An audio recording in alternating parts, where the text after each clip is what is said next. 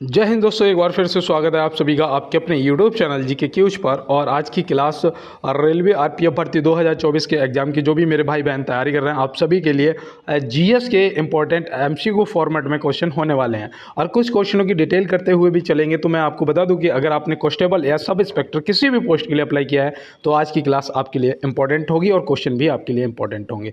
तो यहाँ पे हमारा जो पेन है थोड़ा सा अलग कलर कर लेते हैं और 1 मिनट देंगे। ये मेरे वो सभी भाई बहन हैं जो मुझे प्रॉपर कमेंट करते हैं। यहाँ पे देखो संदीप दुबे भैया 43 सही हुए हैं, तो भैया बहुत अच्छा स्कोर है आपका। प्रिंस राजपूत हैं और यहाँ पे प्रिंस राजपूत, ये शबीना गैनिस सुपर क्लास सर बेटा धन्यवाद। उमेश भैया हैं रीजनिंग की क्लास वीडियो बनाओ भैया, रीजनिंग के लिए भी समय नहीं मिल पाता है।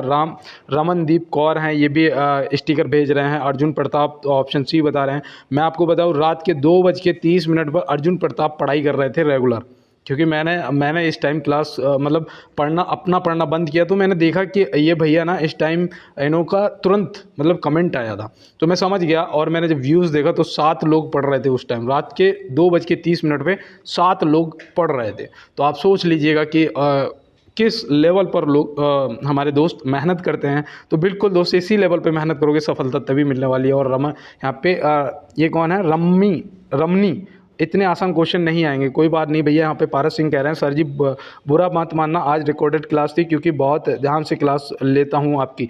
भैया पारस भैया, हाँ कल की जो क्लास थी वो रिकॉर्डेड क्लास थी, मैं मानता हूँ इस बात को। और यहाँ पे सीमा कह रही है बहुत बहुत अच्छा क्वेश्चन है सर। और यहाँ पे गिरिराज भैया हैं, ये भी सर मेरा 45 क्वेश्चन सही है, बहुत अच्छा। Shivani very nice class. और तुषी चौहान हैं वेरी नाइस। और नीलू सानी हैं। और यहाँ पे रोहित भैया हैं और सचिन भैया भी हैं। ए खान भी हैं। ए खान कह रहे हैं सर जी लाइव क्लास की टाइमिंग बता दीजिए। भैया बस यही समस्या है कि लाइव क्लास के लिए एक टाइमिंग होनी चाहिए जो कि मेरे पास नहीं हो पाती है, क्योंकि मैं देखो गांव में रहता हूं और अपने घर का अकेला हूं, ठीक है ना। तो इतने काम बने रहते हैं कि पता ही नहीं चलता कि अब मुझे 2 बजे अगर लाइव आना है तो हो सकता है कि 2 बजे मैं खेत पे हूँ या कहीं बाहर, है ना। तो घर में यार इतने काम होते कि नहीं हो पाता, तो मैं इसलिए लाइव अभी नहीं आ पाता हूँ, लेकिन बहुत जल्दी आऊँगा, ये मैं आपको भरोसा दिला रहा हूँ। यहाँ पे देखो शिल्पी राज कह रही हैं सर आप बहुत अच्छा पढ़ाते हैं बेटा, आपको बहुत बहुत धन्यवाद। और यहाँ पे सुमित भैया हैं, अजरुद्दीन है, योगेश भैया हैं, अंशु परमार हैं और सिम्मी क्वीन हैं और विकास भैया हैं और बिक्की भैया हैं और यहाँ पे अमरेश भैया हैं, पटेल हैं। अजीत कुमार क्या लिख रहे हैं, सर आप कितना अच्छा पढ़ाते हैं, आपके जैसा गुरु कहीं यूट्यूब पर नहीं मिलेगा। I love you sir. भाई लव यू टू अजीत भाई, और आप जीवन में हमेशा ऊंचाइयों को प्राप्त करें। और यहाँ पे देखो हेलो सर कह रहे हैं अर्जुन सैनी, है ना। तो और राहुल भैया भी कुछ कमेंट कर रहे हैं। और यहाँ पे विधुर शुक्ला ये भी कह रहे हैं सर ऑप्शन भी इंग्लिश में दिया कीजिए। ठीक है भैया, नेक्स्ट क्लास से इंग्लिश में आपको ऑप्शन भी मिल जाएंगे। और ये मेरे वो सभी भाई हैं। और अर्जुन प्रताप भैया, मैंने आपका पहली बार कमेंट पढ़ा है, लेकिन मैं ये बात फिर भी कहूँगा कि आप जिस लेवल पे मेहनत कर रहे हैं मुझे बहुत पसंद आया। और देखो यहाँ पे दिया है संयुक्त अभ्यास तर्कस भारत और किस देश के बीच आयोजित किया जाता है। तो यहाँ पे पेन वाइट कर लेते हैं, वाइट पेन सही चलेगा। तो देखो संयुक्त अभ्यास तर्कस भारत और किस देश के बीच आयोजित किया जाता है। मैं आपको बताऊँ जितने आर्मी एक्सरसाइज है ना, एक बार सब चेक कर लेना और बाद बाकी मैं तो आपको बता ही दूंगा, ताकि आपसे अगर कहीं पूछ लिया जाए तो पेपर में छूटे ना, है ना। मेरा ये उद्देश्य रहता है कि मैं आपको वो सभी बताऊं चीज़ें जो आपसे ना छूटें। और यहाँ पे ऑप्शन सी आपका अमेरिका सही जवाब हो गया है। और चलते हैं अपने अगले प्रश्न पे। देखो यहाँ पे हमारा अगला है, हाल ही में कौन union public service commission UPSC की नई अध्यक्ष बनी है। तो भैया हाल ही में कौन union public service commission UPSC की नई अध्यक्ष बनी है। पहले तो मुझे कमेंट में यही है बताना कि यूपीएससी किसका किसका सपना है, कौन चाहता है कि वो आईएएस आईपीएस बने, है ना। आप मुझे कमेंट बॉक्स में ज़रूर बताना। और यहाँ पे सही जवाब हमारा प्रीति सूदन हो जाएंगी, ऑप्शन बी। ये तो हम लोग पहले भी इस क्वेश्चन को कर चुके हैं, है ना दोस्त। और चलते हैं अपने अगले प्रश्न की तरफ। और यहाँ पे देखो दिया गया है निम्न में से 23वें जैन धर्म के तीर्थकार कौन थे। निम्न में से 23वें जैन धर्म के तीर्थकार कौन थे। तो आप यहाँ पे क्या बताएंगे। देखो हम लोग क्या करते हैं, हमें पहला पता रहता है, लास्ट वाला पता रहता है और बीच के चीज़ें हम भूल जाते हैं, है ना। लेकिन मैं यहाँ पे आपको इसीलिए बता रहा हूँ कि ताकि पेपर में पूछा जाए तो आपसे छूटे ना। तो भगवान पार्श्वनाथ ऑप्शन सी यहाँ पे हमारा सही जवाब हो जाएगा। ये जैन धर्म के 23वें तीर्थकार थे, ठीक है ना। और 24वें हमारे महावीर स्वामी जी थे, ये भी आप याद रखेंगे। और भगवान ऋषभ देव आप याद रखना, ये जैन धर्म के प्रथम तीर्थकार थे। प्रथम तीर्थकार अगर पूछे जाएंगे तो आप क्या बताएंगे, ऋषभ देव जी थे, तो ये भी आप ध्यान रखेंगे। और अगर आपसे कहीं मान लो कि दूसरे पूछ दिए गए तो आप क्या बताएंगे, देखो नोट करते जाओ, स्क्रीनशॉट ले लो, अगर पेन कॉपी नहीं है प्रेजेंट टाइम में तो स्क्रीनशॉट ले लिया करो। तो याद रखना दूसरे जो हैं वो अजीत नाथ थे। कौन थे? अजीत नाथ। तो ये भी आप ध्यान में रखेंगे। तो दोस्त मैं उम्मीद कर रहा हूँ कि आपने स्क्रीनशॉट ले लिया होगा और चलते हैं अपने अगले प्रश्न की तरफ। देखो यहाँ पे दिया है, निम्न में से हिंदुस्तान सोशलिस्ट रिपब्लिकन एसोसिएशन की स्थापना कब हुई थी? तो निम्न में से हिंदुस्तान सोशलिस्ट रिपब्लिकन एसोसिएशन की जो स्थापना है वो कब हुई थी? तो आपको यहाँ पे ये बताना कहाँ हुई थी, अगर पता है तो वो भी कमेंट बॉक्स में बताना। तो पहले तो आप नोट करो कि भैया ये स्थापना 1928 में हुई थी। कब हुई थी? 1928 में हुई थी और ये हुई थी दिल्ली में। कहाँ हुई थी दोस्त? दिल्ली में। और इसको किसने किया था वो भी आप याद रखना, हमारे भगत सिंह जी और चंद्रशेखर आज़ाद जी, है ना। तो ये भी आप याद रखेंगे। और यहाँ पे देखो, यहाँ पे एक चीज़ और याद रखना, यहाँ पे 1913 दिया, जो कि मैंने आपको शायद परसों की क्लास में परसों नहीं, संडे को तो क्लास हुई नहीं थी, सैटरडे की मतलब शनिवार की क्लास में मैंने आपको बताया था कि गदर पार्टी की स्थापना हुई थी, है ना। गदर पार्टी की स्थापना हुई थी, तो ये मैं आपको बता चुका हूँ। तो बिल्कुल दोस्त चलते हैं इसके साथ में अपने अगले प्रश्न की तरफ। देखो यहाँ दिया है, भारत की स्वतंत्रता के समय ब्रिटेन के प्रधानमंत्री कौन थे? भारत की स्वतंत्रता के समय ब्रिटेन के जो प्रधानमंत्री थे वो कौन थे? तो आप यहाँ पे क्या बताएंगे? आपका जो सही जवाब है वो क्या होगा? तो मैं यहाँ पे आपको बता दूँ, आप याद रखना, यहाँ पे आपका राइट आंसर हो जाएगा क्लाइमेट इटली, है ना। क्लाइमेट इटली ऑप्शन ए आपका सही जवाब हो जाएगा। और ये पता कौन सी पार्टी से थे? इनकी पार्टी भी कभी कभी पूछ ली जाती है, तो याद रखना लेबर पार्टी से थे, है ना। लेबर पार्टी से ये थे, तो ये भी आप याद रखेंगे। और देखो एक चीज़ और याद रखना कि भारत की स्वतंत्रता के समय पूछा जा सकता है कि राष्ट्रीय कांग्रेस के अध्यक्ष कौन थे? तो वो थे JB कृपलानी जी, है ना। स्वतंत्रता के समय कौन थे? JB कृपलानी जी। तो ये भी आपको ध्यान में रखना है। तो मैं उम्मीद करता हूँ आपने नोट कर लिया होगा क्वेश्चनों को और स्क्रीनशॉट भी ले लिया होगा। और चलते हैं अपने अगले प्रश्न की तरफ। और मैं कई दिन से देख रहा हूँ कि 240 पिक्सल पर अगर क्लास को देख रहे हो तो ये साफ लिखा हुआ नहीं दिख रहा है ना। ये समस्या आ रही है ना। कोई बात नहीं है, मैं आज और कोशिश करूँगा इसे सुधारने का। और देखो यहाँ पे दिया है, दिलीप नोंगमेथम किस भाषा के लिए बाल साहित्य पुरस्कार से सम्मानित किए गए हैं? तो भैया दिलीप नोंगमेथम को किस भाषा के लिए बाल साहित्य पुरस्कार से सम्मानित किया गया है? तो आप यहाँ पे क्या बताएंगे? तो याद रखना वो भाषा आपकी हो जाएगी मणिपुरी। कौन सी हो जाएगी? मणिपुरी। ऑप्शन ए यहाँ पे आपका सही जवाब दोस्त हो जाएगा। और देखो उस दिन मैंने मलयालम आपको बताई थी ना, कथकली। कथकली की भाषा क्या है? मलयालम भाषा में होती है ना। ये भी मैंने आपको बताया था, याद रखना। और चलते हैं दोस्त अपने अगले प्रश्न की तरफ।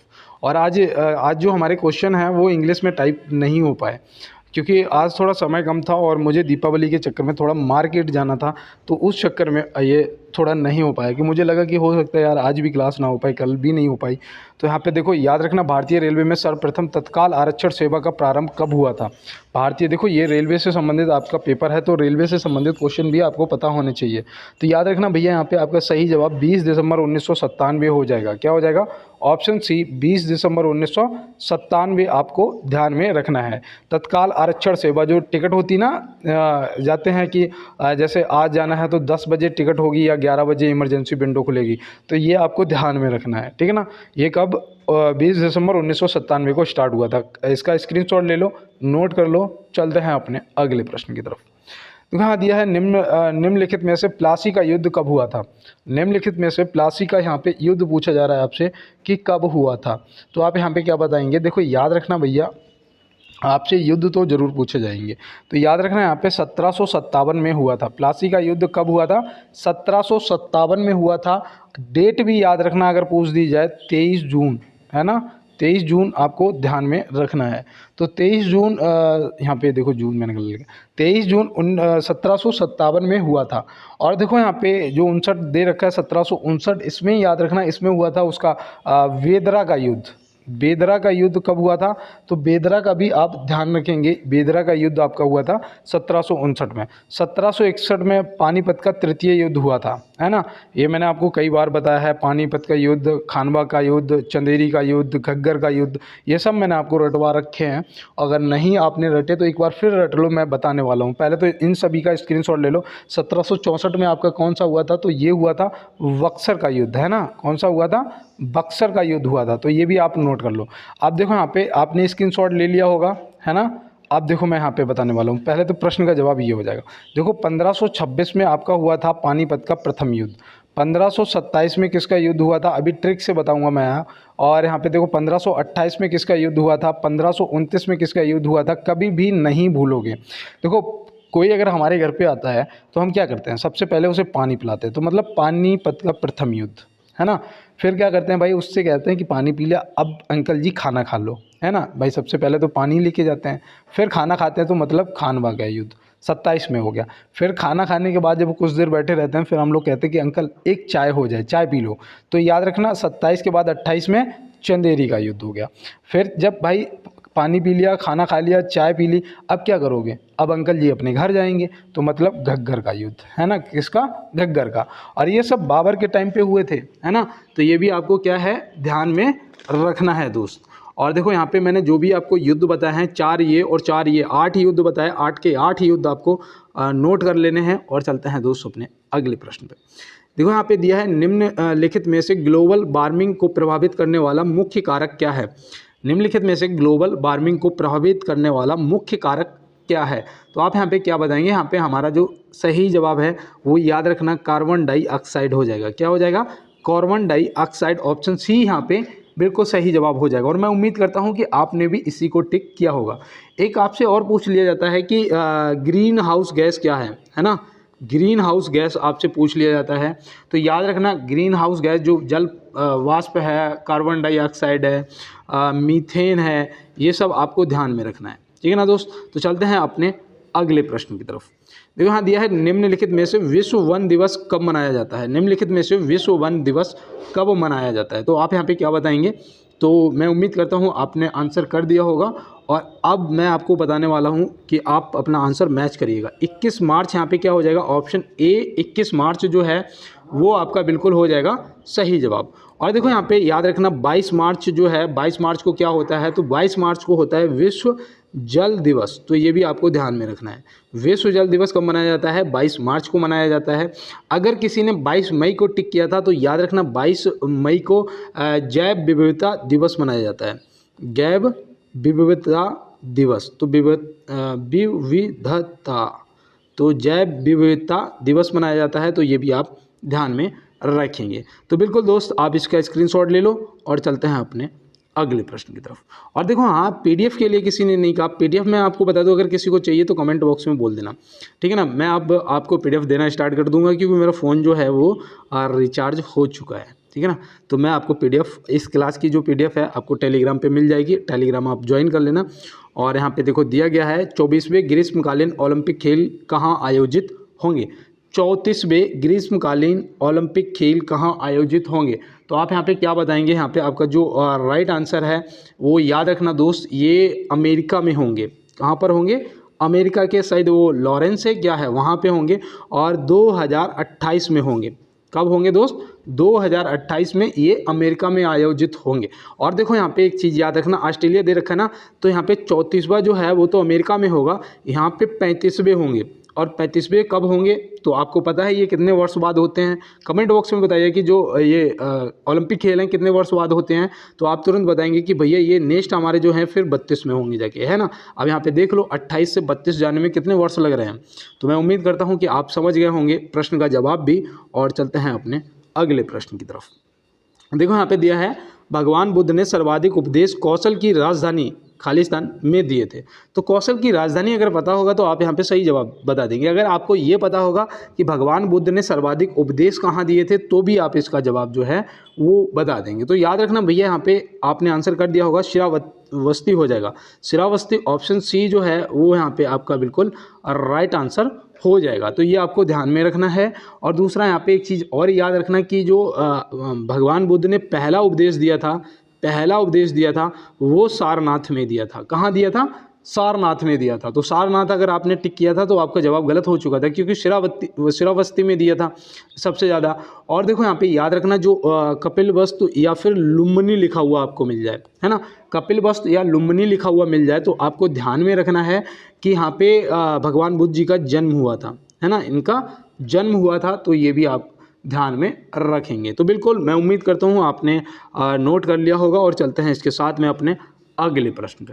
देखो यहाँ पे दिया है, भारत में हाईटेक सिटी के नाम से किस सिटी को जाना जाता है। भारत में हाईटेक सिटी के नाम से किस सिटी को जाना जाता है, तो इसका आंसर आप क्या बताएंगे? तो इसका आंसर जो अगर आपको पता है तो आप फटाफट कमेंट बॉक्स में बता दीजिएगा, और नहीं पता है तो आप क्या करेंगे, नोट करेंगे हैदराबाद को। हैदराबाद को हाईटेक सिटी के नाम से जाना जाता है, तो ये भी आप ध्यान में रखेंगे। और अगर अहमदाबाद को किया था तो मैं आपको बता दूं ये भारत का मैनचेस्टर है ना। भारत का मैनचेस्टर किसे कहते हैं? अहमदाबाद को। और कोयम्बटूर को भी मैनचेस्टर कहते हैं, लेकिन किसका कहते हैं बताओ? कोयम्बटूर। तो याद रखना ये भैया दक्षिण भारत का वो है मैनचेस्टर, कोयम्बटूर। और अगर यहाँ पे आपसे पूछ लिया जाता कि उत्तर भारत का मैनचेस्टर बताओ, तो आप क्या बताते? तो आप आसानी से कानपुर को बता सकते थे, है ना। तो आसानी से आप कानपुर को बता सकते थे। और कोयम्बटूर आपका दक्षिण भारत, भारत का मैनचेस्टर अहमदाबाद, और यहाँ पे हाईटेक सिटी आपकी हैदराबाद, ठीक है ना। और ये सब आपको ध्यान में रखना है, स्क्रीनशॉट ले लो और चलते हैं अपने प्रश्न की तरफ। देखो यहाँ पे दिया है कि निम्नलिखित में से बोरलाग पुरस्कार की शुरुआत कब हुई थी? मैंने आपको पहले ये बताया था कि बोरलाग पुरस्कार किस क्षेत्र में दिया जाता है ना, ये आपको मैंने बताया था। लेकिन यहाँ पे शुरुआत पूछी गई है, तो आप क्या बताएंगे? 1972 में हुआ था, 1972 में हुआ था। और ये कृषि के क्षेत्र में दिया जाता है ना, कृषि के क्षेत्र में, कृषि वैज्ञानिक के क्षेत्र में दिया जाता है। तो ये भी आप ध्यान रखेंगे। और यहाँ पे सही जवाब आपको 1972 हो जाएगा, ये आपको ध्यान रखना है। आप देखो यहाँ पे 1959 दे रखा है। 1959 में उसकी शुरुआत हुआ था ग्रैमी अवार्ड का, है ना। ग्रैमी अवार्ड जो है ये आपको कब दिया जाता है? तो ये आपको ध्यान में रखना है। ग्रैमी अवार्ड दिया जाता है 1959 में स्टार्ट हुआ था, है ना। किस फील्ड में दिया जाता है बताओ? फिल्म के या संगीत के? दो ऑप्शन देता हूँ, फिल्म के क्षेत्र में या फिर संगीत के क्षेत्र में, है ना। 1961 में उसकी शुरुआत हुई थी, ज्ञानपीठ पुरस्कार, है ना, ज्ञानपीठ पुरस्कार। तो ज्ञानपीठ पुरस्कार भी याद रखना, इसकी शुरुआत हुई थी। ये पहली बार दिया गया था 1965 में, ये भी आपको ध्यान में रखना है। पहली बार ज्ञानपीठ पुरस्कार दिया गया था 1965 में, लेकिन इसकी शुरुआत 1961 में हुई थी। तो ये भी आप ध्यान में रखेंगे। तो बिल्कुल दोस्त, चलते हैं इसके साथ में अपने अगले प्रश्न पे। निम्न में से फैमिली डॉक्टर प्रोजेक्ट योजना किस राज्य से संबंधित है? निम्न में से फैमिली डॉक्टर प्रोजेक्ट योजना किस राज्य से संबंधित है? तो यहाँ पे आप क्या बताएंगे? तो यहाँ पे आपका जो सही जवाब है आप कर दो। और ये पता है आपको कौन से राज्य से संबंधित है? जो भाषा के आधार पर बनने वाला पहला राज्य था, जो कि 1953 में बना था, आपका आंध्र प्रदेश, है ना। ऑप्शन सी यहाँ पे क्या हो जाएगा? आंध्र प्रदेश आपका सही जवाब हो जाएगा। और देखो यहाँ पे गुजरात से याद रखना, अगर गुजरात आपने टिक किया है तो गुजरात से एक तो आपको ग्रो ग्रीन, है ना, गो ग्रीन योजना, गो ग्रीन, और दूसरी वो है कौन सा उसका नाम था, देखो, वतन प्रेम योजना। देखो मुझे याद आ गया, वतन प्रेम योजना। तो वतन प्रेम योजना भी आपको याद रखना है, ये गुजरात से संबंधित है। उड़ीसा से कोई योजना अगर आपको याद आ रही हो तो बताओ। तो याद रखना उड़ीसा से आशीर्वाद योजना, आशीर्वाद योजना किससे संबंधित है? उड़ीसा से संबंधित है। तो ये भी आपको ध्यान में रखना है दोस्त। और चलते हैं अपने अगले प्रश्न की तरफ। और देखो मैं हमेशा कहता हूँ कि दोस्त बनना है तो समुद्र बनो, लोगों के पसीने छूटने चाहिए तुम्हारी औकात को नापते नापते, है ना। तो बिल्कुल दोस्त, और वो तभी संभव है जब रातों से जंग जीतोगे। कहने का मतलब है कि जब दोस्त आप सोने को त्याग दोगे ना, सोने को त्याग दोगे, क्योंकि कहते हैं ना कि जीवन आपका है, चाहे सोने में गुजार दो, है ना, चाहे सोने में गुजार दो और चाहे इसे समय को सोना बना लो, है ना। ये समय उतना ही है, चाहे सोने में गुजार दो या सोना बना लो। तो बिल्कुल दोस्त, हम लोग अपने गोल को अचीव करेंगे और मुझे उम्मीद है कि आप सब एक दिन सफल होंगे। और यहाँ पे देखो प्रश्न दिया गया है कि पैरा ओलंपिक 2024 में कृष्ण नागर को कौन सा मेडल जीता है? कृष्ण नागर ने कौन सा मेडल जीता है? बिल्कुल ठीक है। तो पैरा ओलंपिक 2024 में कृष्ण नागर ने कौन सा मेडल जीता है? तो आप यहाँ पे क्या बताएंगे? आपका सही जवाब जो है वो क्या हो जाएगा? तो याद रखना भैया, इन्होंने स्वर्ण पदक जीता था। क्या जीता था? स्वर्ण पदक, गोल्ड मेडल जीता था। अब आप पहले तो ये बताओ, ये कौन से, जो कृष्ण नागर जी हैं, ये कौन से खेल से संबंधित हैं? आप बता सकते हो? याद रखना भैया, बैडमिंटन से। बैडमिंटन आपको ध्यान में रखना है। कौन से राज्य से हैं ये? कौन से राज्य से हैं? तो वो भी याद रखना, राजस्थान से हैं। कौन से राज्य से हैं भैया? राजस्थान से हैं। तो ये भी आप ध्यान में रखेंगे, क्योंकि ये प्रश्न जो हैं आपके लिए इम्पोर्टेंट हैं और इस तरीके के जो हैं आपसे पूछे जाते हैं। और देखो यहाँ पर रजत पदक भी आप याद रखना, ये भी गुजरात से हैं जिन्हें रजत पदक मिला था, और इनका नाम था भवीना पटेल। भवीना पटेल है, ठीक है ना, भवीना पटेल।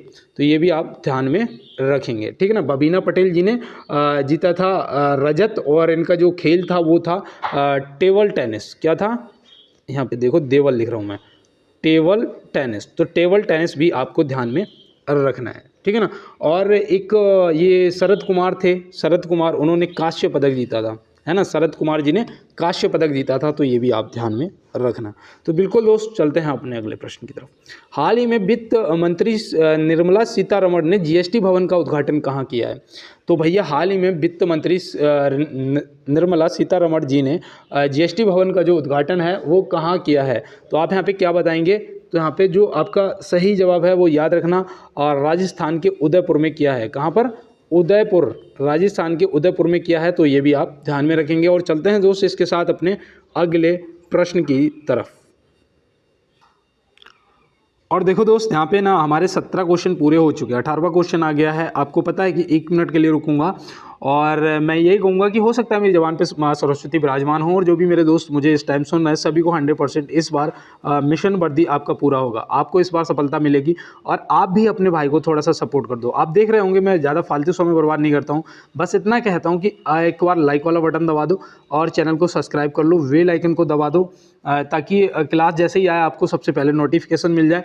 और अगर हेल्प करना चाहते हो भैया की, तो क्लास को शेयर कर देना अपने दोस्तों के साथ में, बस, है ना। और इतना आप करोगे, मुझे पूरा भरोसा है। मेरे सभी पुराने दोस्त प्रॉपर लाइक करते हैं। अगर आप मेरे साथ नए जुड़े हो तो एक बार लाइक वाला बटन और चैनल को सब्सक्राइब जरूर करना, और दोस्तों के साथ में शेयर भी कर देना, ताकि उनका भी स्कोर पता चलेगा कि क्या स्कोर कर पा रहे हैं। और देखो यहाँ पे दिया गया है प्रश्न हमारा है, अब नॉन स्टॉप क्लास को करेंगे। यहाँ पे दिया है, निम्न में से स्वतंत्र भारत के प्रथम गवर्नर जनरल कौन थे? निम्न में से स्वतंत्र भारत के प्रथम जो गवर्नर जनरल थे वो कौन थे? तो देखो, स्वतंत्र भारत के अगर प्रथम पूछे जाएंगे तो लॉर्ड माउंटबेटन को बताओगे, है ना। और अगर स्वतंत्र भारत के प्रथम भारतीय गवर्नर जनरल अगर आपसे पूछा जाएगा तो आप क्या बताएंगे? तो मैं उम्मीद करता हूं आपका बिल्कुल सही जवाब होगा चक्रवर्ती राजगोपालाचारी जी, है ना।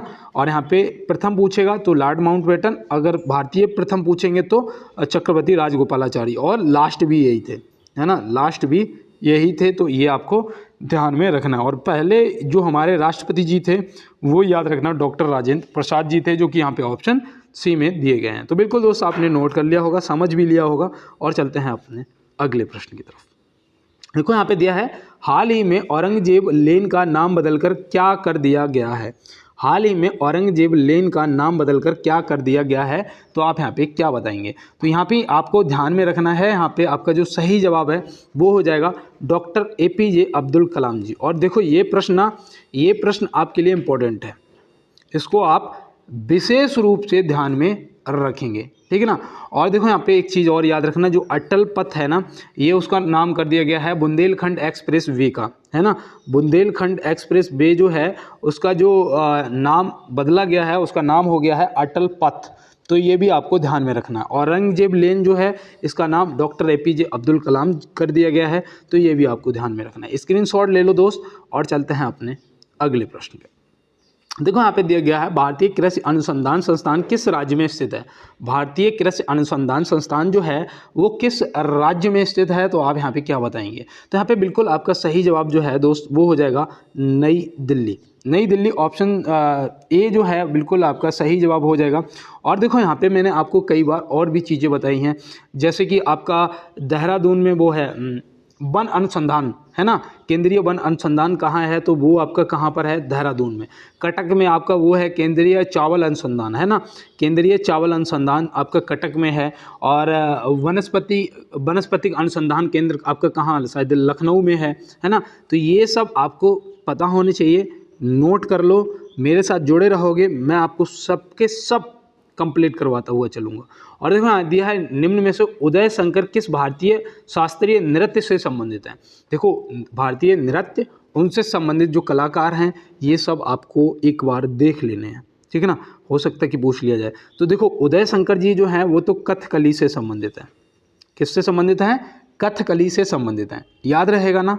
अब देखो यहाँ पे कथक से आपके बिरजू महाराज हैं, लक्षु महाराज हैं, और आपके वो क्या नाम है उनका, सुखदेव महाराज हैं, है ना, सुखदेव महाराज हैं।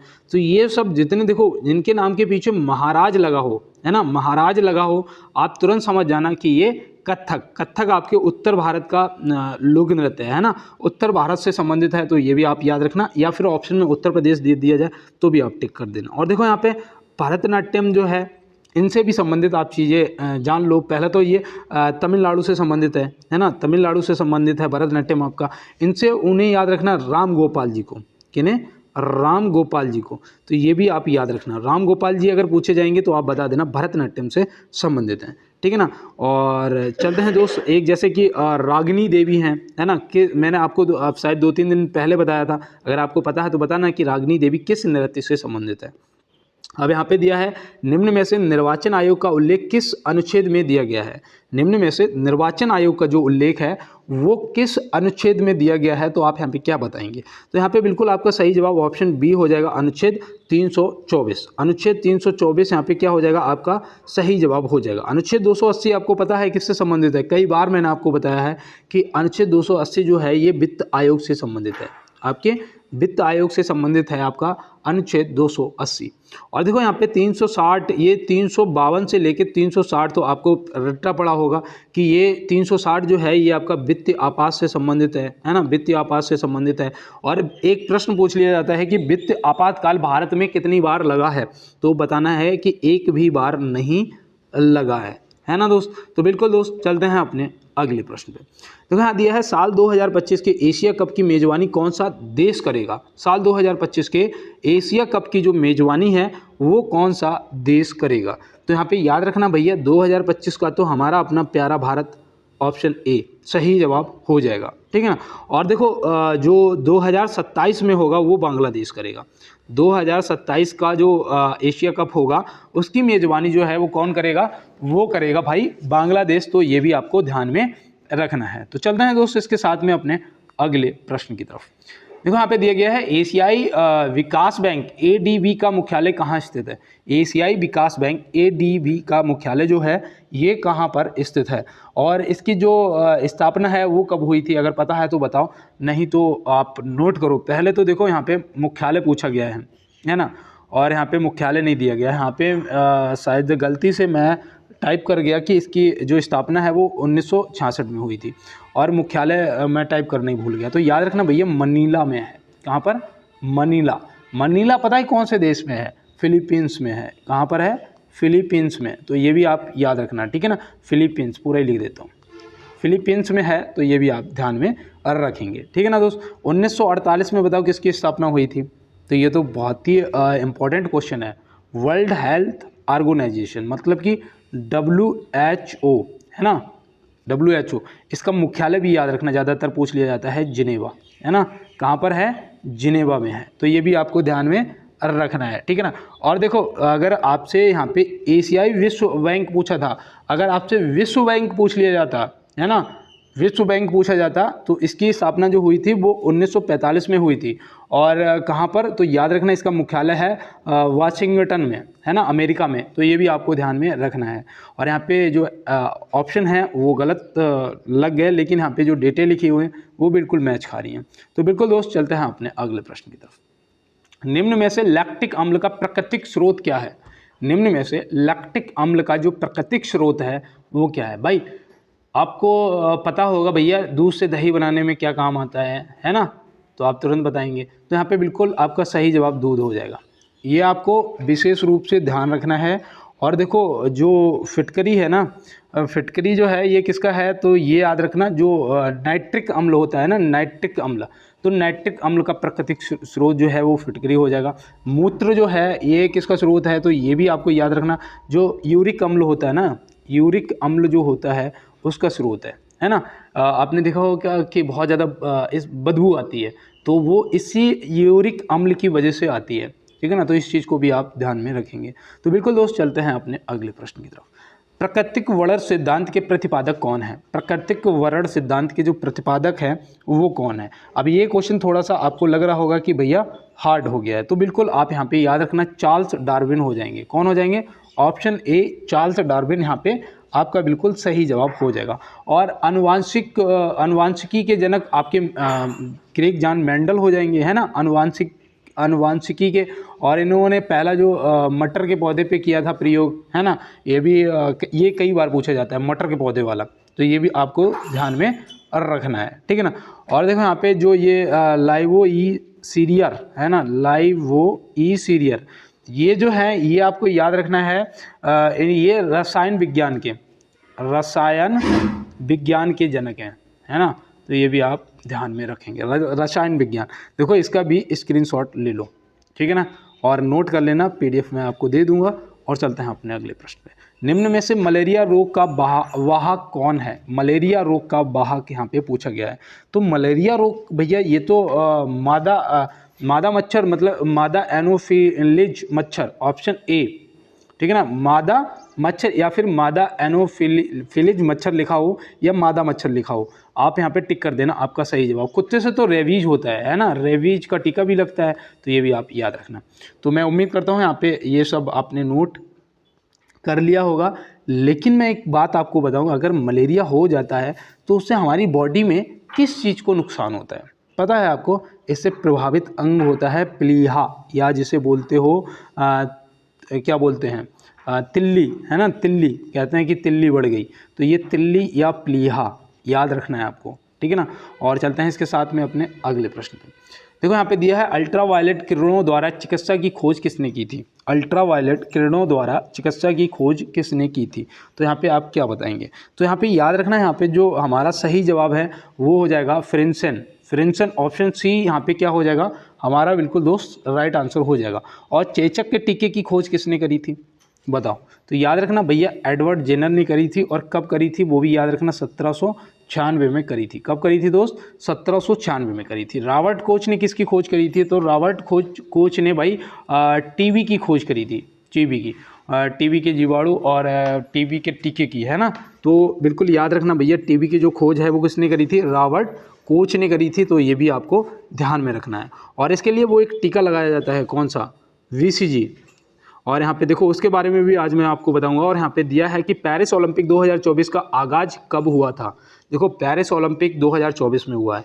110% आपसे क्वेश्चन पूछे जाएंगे, ये आप पक्की बात मान लो। तो यहाँ पे आपका जो सही जवाब है वो हो जाएगा 26 जुलाई। क्या हो जाएगा? 26 जुलाई, ऑप्शन ए। इसका समापन अगर पूछा जाएगा तो याद रखना जो समापन है वो कब हुआ था? 11 अगस्त को हुआ था, तो ये भी आपको ध्यान में रखना है। तो मैं उम्मीद करता हूँ मैंने अब तक जो भी आपको बताया है आपको समझ आया होगा, आपने नोट किया होगा। और अगर आपको क्लास पसंद आ रही है तो लाइक, शेयर और चैनल सब्सक्राइब जरूर कर लेना, और दोस्तों के साथ में आपको शेयर जरूर करना है।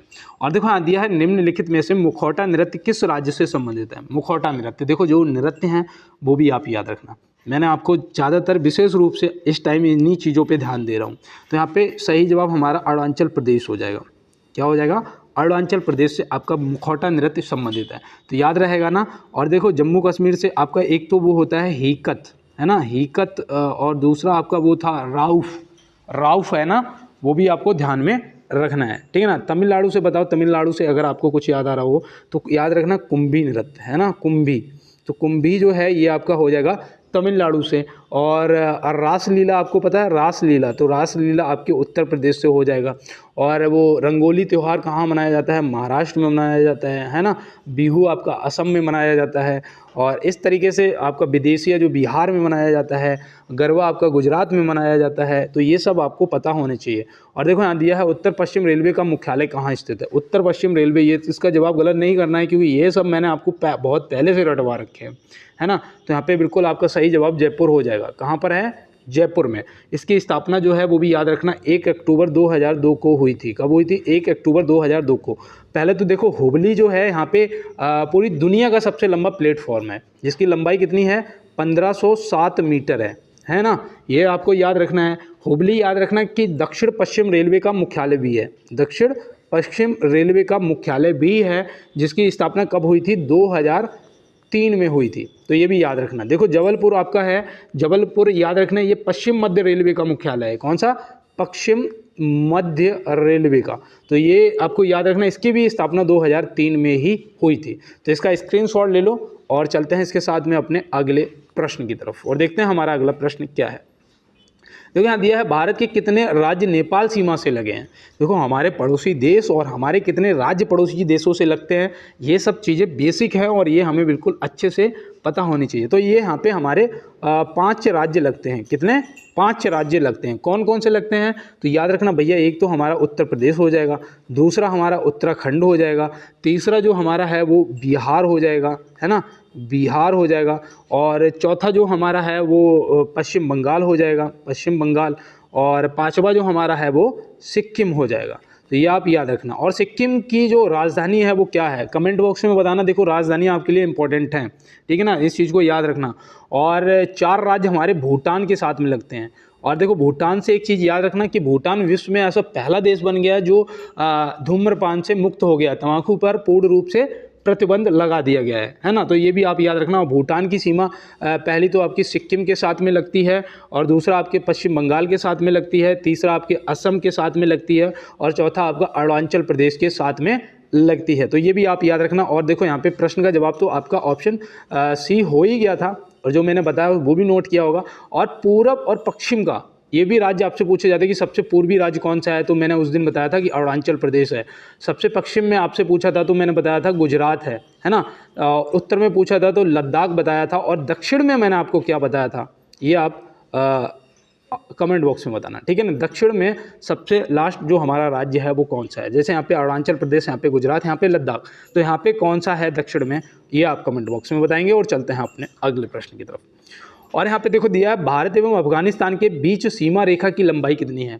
उस दिन मैंने बताया था कि सबसे लंबी जो भारत सीमा रेखा है भारत की कौन से देश के साथ लगती है, तो आपने तुरंत बताया था कि भैया बांग्लादेश के साथ लगती है। कौन से? बांग्लादेश के साथ में, जो कि आपने बिल्कुल सही आंसर भी किया था। लेकिन आज यहाँ पे अफगानिस्तान के साथ में अगर पूछा जाएगा तो आप तुरंत बताएंगे 106 किलोमीटर मात्र। कितना? 106 किलोमीटर। और 23 जो था ये तो बिल्कुल रटा पड़ा होगा कि पाकिस्तान के साथ में लगता है। सबसे लंबी जो है ये तो हमारी होएगी, है ना, 4096.7 किलोमीटर।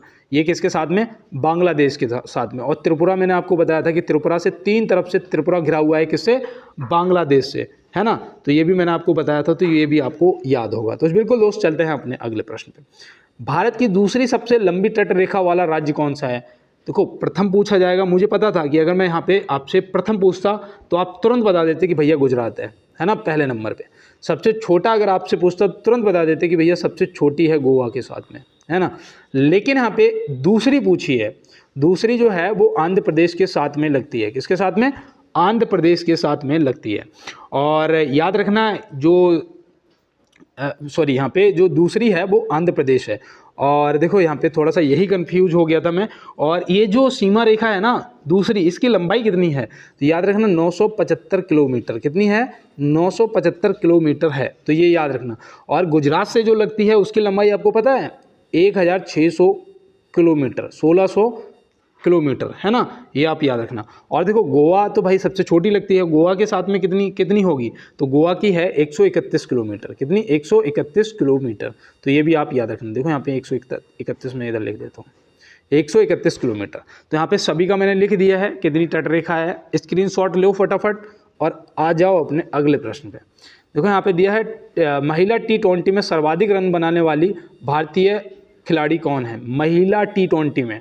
तो भैया ये आपका HW है, रोहित शर्मा तो यहाँ ऑप्शन में है ही नहीं, है ना, क्योंकि यहाँ पे महिला T20 की बात हो रही है। इसका आंसर आप कमेंट बॉक्स में करेंगे। और चलते हैं अपने अगले प्रश्न की।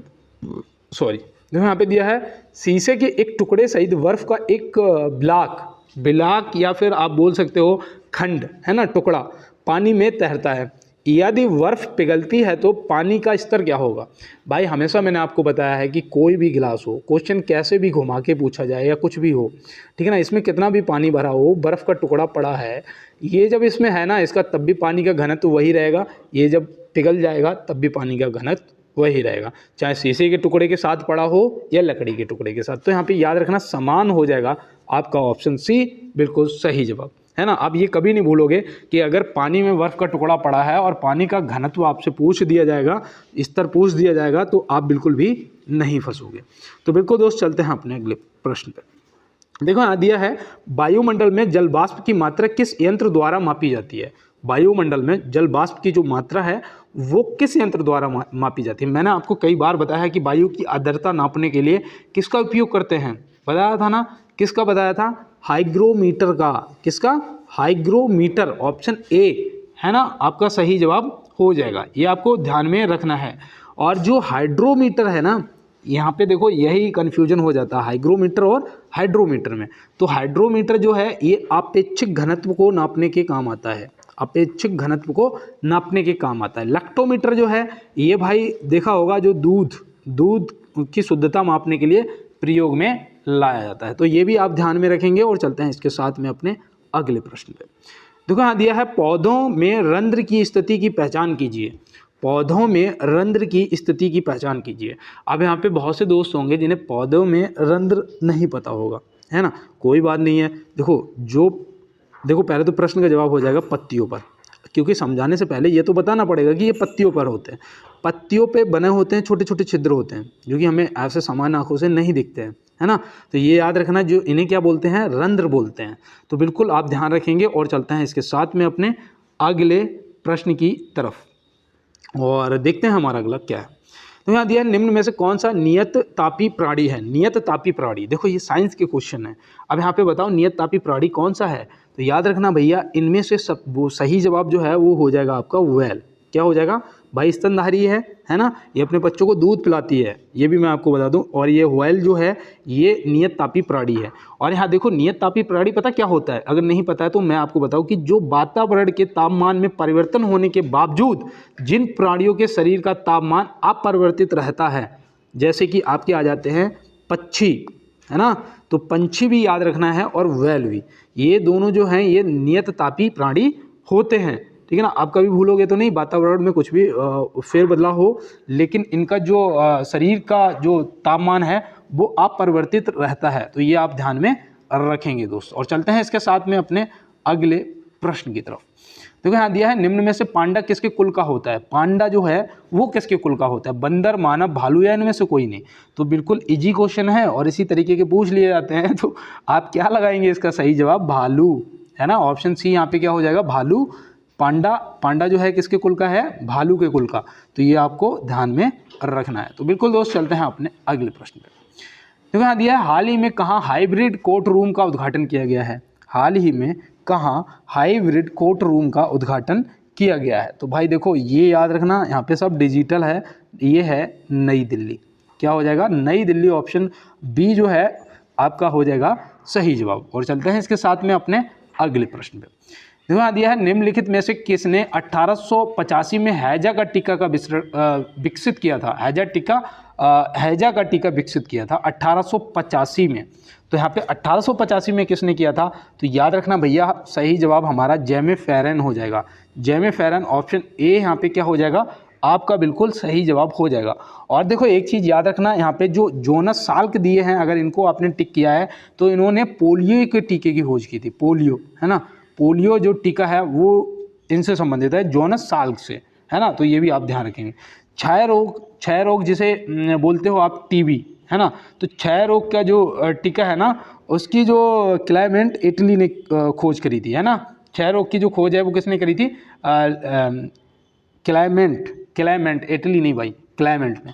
और देखो पता है ये क्लेमेंट कैसे, देखो अभी आप समझ जाओगे।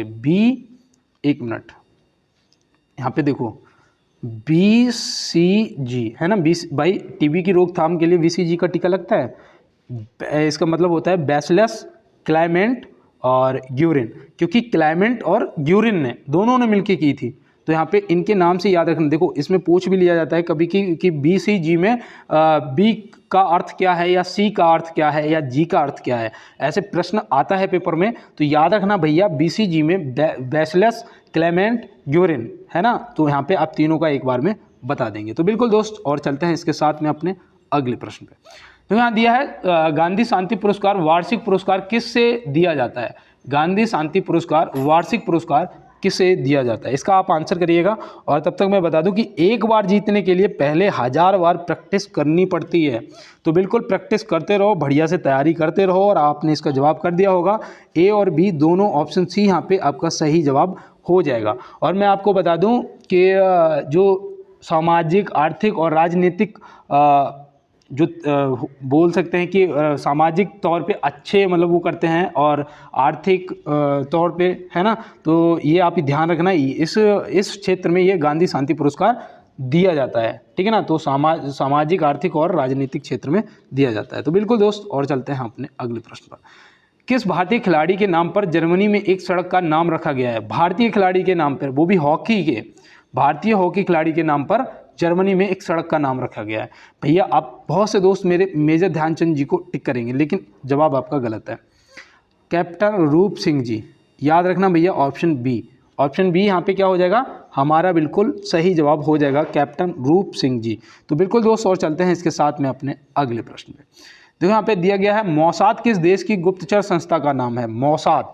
तो मौसाद याद रखना भैया, मैंने उस दिन आपको बताया था, जापान की गुप्तचर संस्था का नाम, पाकिस्तान की गुप्तचर संस्था का नाम, भारत की गुप्तचर संस्था का नाम। आज यहाँ पे मौसाद पूछ लिया है तो याद रखना इजराइल की। किसका? इजराइल। जापान की उस दिन मैंने आपको क्या बताई थी? CIRO। इसका फुल फॉर्म भी बताया था आपको। क्या बताया था कमेंट बॉक्स में बताना। भारत की आपको बताया था रॉ और IB, है ना, इंटेलिजेंट ब्यूरो। तो बिल्कुल दोस्त, ये सब आपको याद रखना। पाकिस्तान की ISI आपको बताया था। और चलते हैं इसके साथ में अपने अगले प्रश्न पर। निम्न में से एशिया की सबसे लंबी नदी कौन सी? एशिया की सबसे लंबी नदी भैया ये चीन में है। कहाँ पर है? देखो मैं चीन का जीन लिख रहा हूँ, चीन में है। तो ये आप याद रखना। इसका नाम है यंगता जी। यंगता जी, एक तो चीनी नाम भी है, ऐसे ही होते हैं, यंगता जी, है ना। अब इसकी जो लंबाई है वो भी हो सकता है कि पूछ लिया जाए। तो याद रखना भैया 6300 किलोमीटर, 6300 किलोमीटर यहाँ पे आपका सही जवाब हो जाएगा।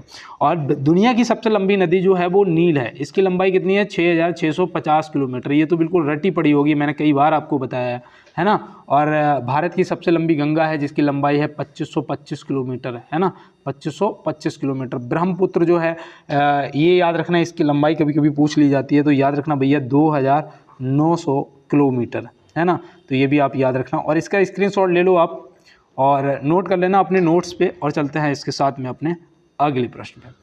देखो यहाँ पे दिया है, विश्व के किस महाद्वीप को विज्ञान को समर्पित महाद्वीप कहा जाता है? विश्व के किस महाद्वीप को विज्ञान को समर्पित महाद्वीप कहा जाता है जहाँ कोई स्थायी मानव निवास नहीं करता है? इतना मैं हिंट और दे दूं, अब जवाब गलत मत करना। तो यहाँ पे देखो एशिया और अफ्रीका दोनों जगह करते हैं, मतलब अंटार्कटिका हो जाएगा आपका ऑप्शन सी। क्या? बिल्कुल राइट आंसर। तो बिल्कुल दोस्त, आपने सभी प्रश्नों को ईमानदारी से कर रहे हैं और चल रहे हैं अपने अगले प्रश्न पे।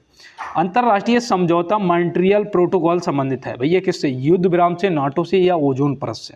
तो आप क्या बताओगे? यहाँ पे याद रखना है, यहाँ पे सही जवाब आपका हो जाएगा ओजोन परत से। ओजोन परत जो है वो हमारा सूर्य से निकलने वाली अल्ट्रावायलेट किरणों से रक्षा करती है ना। लेकिन इसे हानि पहुंचाने के लिए कौन सी गैस है? CFC। कौन सी गैस हानि पहुंचाती है? CFC, chlorofluorocarbon. तो ये भी आप ध्यान में रखेंगे, है ना। और देखो मैं आपको बता दूं कि 1987 में किया गया एक अंतर्राष्ट्रीय समझौता है ये। कब? 1987 में किया गया अंतर्राष्ट्रीय समझौता है कि ये, तो ये भी आप ध्यान में रखेंगे, ठीक है ना। इसे स्क्रीनशॉट ले लो, नोट कर लो और चलते हैं अपने अगले प्रश्न पे। सेकंड लास्ट क्वेश्चन है कि भारतीय संविधान की प्रस्तावना के अनुसार भारत एक खालिस्तान देश है। कैसा? यहाँ पे क्या सही जवाब होगा? क्या है? संप्रभु। यहाँ पे थोड़ा एरर है, गलत लिखा हुआ है। समाजवादी और लोकतांत्रिक गणराज्य, मतलब ये सभी ऑप्शन डी यहाँ पे क्या हो जाएगा? बिल्कुल सही जवाब आपका हो जाएगा। और बिल्कुल दोस्त, चलते हैं इसके साथ में अपने अगले प्रश्न पे। 1940 में किस भारतीय संविधान सभा का अंतरिम अध्यक्ष बनाया गया था? 1940 में किससे? यहाँ पे देखो यही गलत है, किससे भारतीय संविधान सभा का अंतरिम अध्यक्ष बनाया गया था? तो भैया देखो अंतरिम अध्यक्ष किसे बनाया गया था? तो यहाँ पे सही जवाब डॉक्टर सच्चिदानंद सिन्हा जी हो जाएंगे, है ना, ऑप्शन सी। ऑप्शन सी यहाँ पे हमारा क्या हो जाएगा? सही जवाब। और देखो स्थायी अध्यक्ष की बात करेंगे तो वो थे डॉक्टर राजेंद्र प्रसाद जी, है ना। स्थायी अध्यक्ष कौन थे? डॉक्टर राजेंद्र प्रसाद जी। अगर बात करेंगे यहाँ पे प्रारूप समिति के, तो वो थे डॉक्टर भीमराव अंबेडकर जी, जिन्होंने संविधान की आत्मा भी कहा था, है ना। प्रारूप प्रस्तावना को संविधान की आत्मा भी कहा था। तो ये भी आप याद रखेंगे। और देखो अब मैं आपको बता दूं PDF के लिए आप 1 मिनट रुकेंगे, क्लास को छोड़ के नहीं जाना एकदम से। यहाँ पे ऐसा ये GK GS क्यूज लिखा हुआ आ रहा है ना, इस पे आप जब क्लास देख रहे हो देखो ऐसे आपका फ़ोन यहाँ पे क्लास चल रही होगी, यहाँ पे ये लिखा हुआ ऐसे बना होगा, यहाँ लिखा होगा 19 मतलब कुछ के सब्सक्राइबर वगैरह। इस पर क्लिक करोगे आप तो पूरा पेज खुल जाएगा चैनल का। यहाँ पे ऐसा ये बना होगा, यहाँ लिखा होगा जीके जीएस क्यूज, यहाँ लिखा होगा देशी फ्रॉम गांव वाला, इसके नीचे एक टी करके लिंक लगा होगा, लिखा होगा 1 मोर लिंक। अगर डायरेक्ट चैनल खोलना आता है तो आप खोल लेना, ठीक है ना, और नहीं तो ऐसे जैसे मैंने बताया वैसे खोलना है। तो यहाँ पे जब आप इस टी पे क्लिक करोगे तो एक टेलीग्राम और एक मेरे इंस्टाग्राम का लिंक मिलेगा आपको। टेलीग्राम पे आप सीधा क्लिक करेंगे और जाके ज्वाइन वाला बटन दबा देना है ना, ज्वाइन कर लेना, जिससे आपको सभी क्लासों की फ्री पीडीएफ मिलती रहेगी। और अगर इंस्टाग्राम पे मुझे फॉलो करना चाहें तो बिल्कुल आप मेरे साथ जुड़ सकते हैं, मुझे फॉलो कर लेना। और मिलते हैं दोस्त अपने अगले क्वेश्चनों में, अगले क्लास में, और तब तक के लिए सभी दोस्तों को मेरा जय हिंद।